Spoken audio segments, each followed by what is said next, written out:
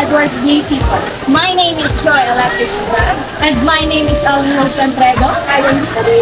And I am Ira Amordinaga. And we are the Social Studies students.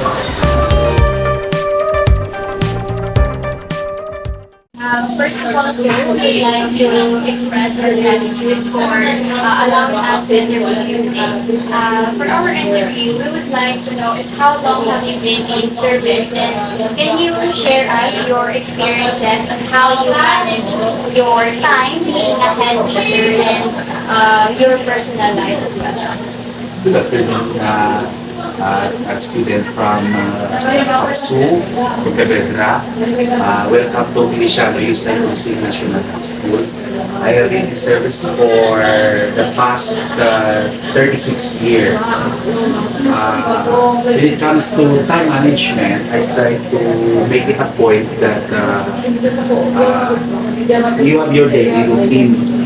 Meaning, I woke up 5 o'clock in the morning and then take a bath because the proximity of my residence is about 7 kilometers away from this school, and I still commute. I don't have any motorbike or car, so I have to commute right in the city. So I arrive here every morning at 6:45 or sometimes 7 o'clock. I may, because teaching is a noble profession, so I enjoy what you're doing, enjoy your work, and make it a point that you have delivered.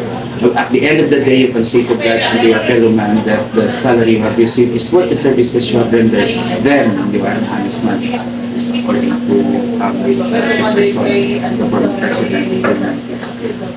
Yeah, it seems that you are very passionate in your profession, sir. And as a teacher educator, we want everyone also to look up to you. And sir, as a head teacher for so long, can you give examples of how you have contributed to school improvement of Feliciano Yusen National High School? Oh, yeah. I have been here in the service in Feliciano for 35 years.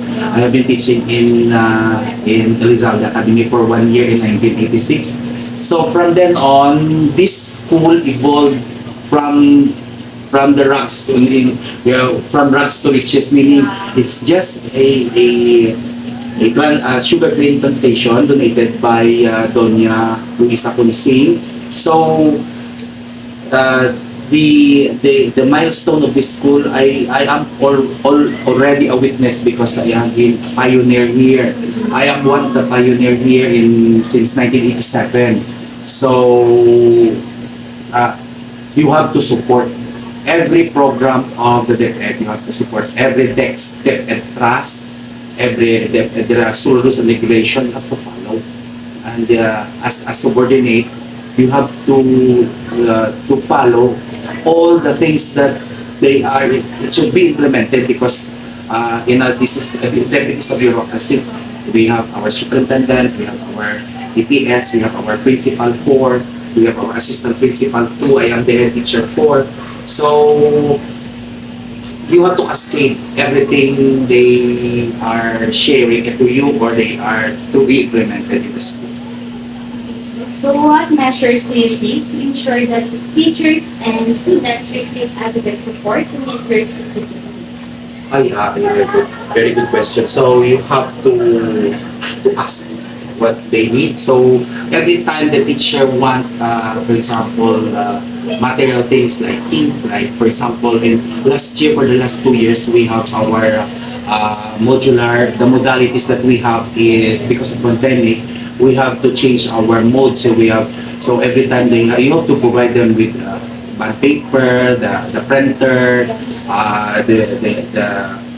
the computer, and the ink of all the things that they need should be met, so that they will be able to deliver what is due to the learners because para sa bata, para sa bayan, para sa bayan. That is education for all. That is the EFA goal, which is the education for all. No one will be left behind. So everything that is education is also inclusivity because the DepEd now is in inclusive education. So everything, including the PWP, including the regardless of race, sex, and whatever beliefs that they have, you have to give what is due to them. So for you, sir, what should be the characteristics of a school head? School should possess a dedication, honesty. Honesty is the best policy. So, honesty, dedication, passion to do work. So, kung sabi ni Saya pa, you have to love your work because there is, I don't want to quote that the poem that love your work. If you try to come across with that poem, you have to read that, love your work. So, enjoy what you are doing because everything will go on smoothly. And also, the best thing is you have to pray. Isang nakabuday-buday, even though you try to pray to God, whatever you do, it may think, any things easier for you. So for you, sir, what are the issues or challenges that you have encountered and how did you come up with an effective solution? Yeah, mostly non-readers, non-numerates. So, in Arami Palipunan, especially in our discipline, we don't go deeper on that because sometimes when we have our meeting together with all the department heads, the non-numerates, mga 45, non-leaders, mga 45. So, in our case, in Soksay, we don't have so much to deal with that. So, because more our MELCs, our competencies built on how you deliver the lesson right from the MELCs, meaning the competencies that were assigned to you should be delivered in a certain period of time. For example, Unit 1, you have to deliver that within quarter 1. Unit 2, you have to deliver that within quarter 2. So, sometimes we do some enrichment. We do some enrichment. For example, if you have time, you have to build the child or the student that does not know how to answer. So every time, for example, I told my teacher that, for example, the test question, you go back to your test paper on that items that most of your students cannot answer that question, you try to go deeper. You have an in-depth study on that. Why is that they don't know, they got wrong on that. So you have to sometimes go back or sometimes you have to reteach. So you have to reteach so that student will be able to have what you call this one. They have to master what is supposed to master. What advice would you like to share to us as future educator or teacher? As I told you, the qualities, you should be dedicated. You should not be lazy. At times, sometimes our worries that new teachers, and especially you millennials, that you are stubborn, you do what you want. I am also evolving on that type of characteristic. You should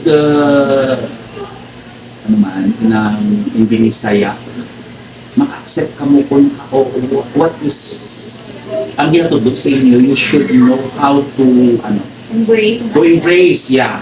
You know how to embrace and hone and enhance yourself so that in the future, once you are there and you are there already, it will go back the same because there is already that it's just a cycle man lang na kung ka mo naman dira, ano matapos? Yes, that's right. You will grow old in the future.